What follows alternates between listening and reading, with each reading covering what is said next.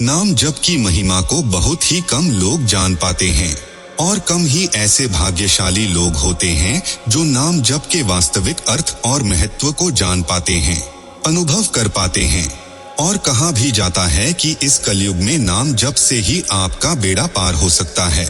और सबसे बड़ी बात, नाम जप इतना आसान है कि इसे किसी बड़ी विद्या के बिना भी किया जा सकता है।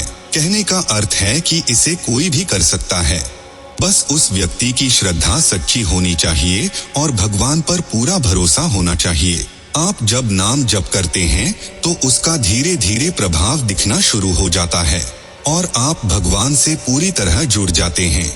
आप भक्ति के अर्थ को समझ पाते हैं, आप भगवान को महसूस कर पाते हो।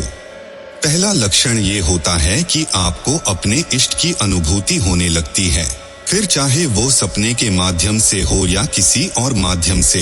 अपने इष्ट की अनुभूति होना ही सबसे बड़े लक्षण में से एक है और ये सब नाम जप से ही संभव हो पाता है, क्योंकि नाम जप बहुत ही प्रभावशाली होता है और आपके जीवन में बहुत बड़ा बदलाव लाता है।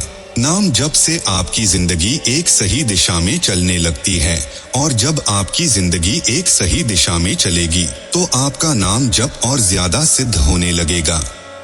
दूसरा लक्षण ये होता है कि जो व्यक्ति नाम जप करता है वो अकेले रहना पसंद करता है।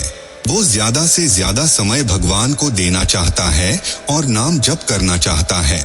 उसे दिखावे की दुनिया पसंद नहीं होती और ना वो खुद दिखावा करता है और ना ही वो दुनिया को ये दिखाने की इच्छा रखता है कि वो कितना बड़ा भक्त है और उसके अंदर कितने गुण हैं।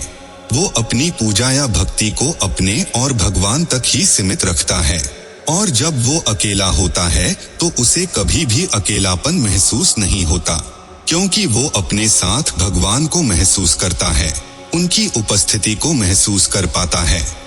तीसरा लक्षण ये होता है कि जो व्यक्ति नाम जप करता है उसके मन में बहुत से प्रश्न आते रहते हैं कि वो कौन है, वो क्यों आया है इस धरती पर, उसके जीवन का उद्देश्य क्या है, क्या उसकी भक्ति सही दिशा में जा रही है। उसके मन में ऐसे बहुत से सवाल चलते रहते हैं और जैसे जैसे उसे इन सवालों का जवाब मिलने लगता है तो वो भक्ति के मार्ग में आगे ही बढ़ता चला जाता है और भक्ति उसके जीवन का एक ऐसा हिस्सा बन जाती है जिसके बिना उसका जीवन ही संभव नहीं होता।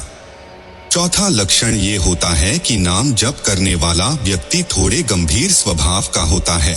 ऐसा व्यक्ति चंचल नहीं होता, वो गंभीरता से अपने आप का अध्ययन करता है, अपने बारे में जानने की कोशिश करता है, वो भगवान को समझने की कोशिश करता है और जितना वो खुद को और भगवान को समझता चला जाता है उसकी भक्ति उतनी ही बढ़ती चली जाती है और उसका पूरा जीवन ही भगवान को समर्पित हो जाता है। भगवान ही उसके जीवन का सबसे बड़ा सहारा होते हैं और उसके एक सच्चे साथी, एक सच्चे मार्गदर्शक होते हैं।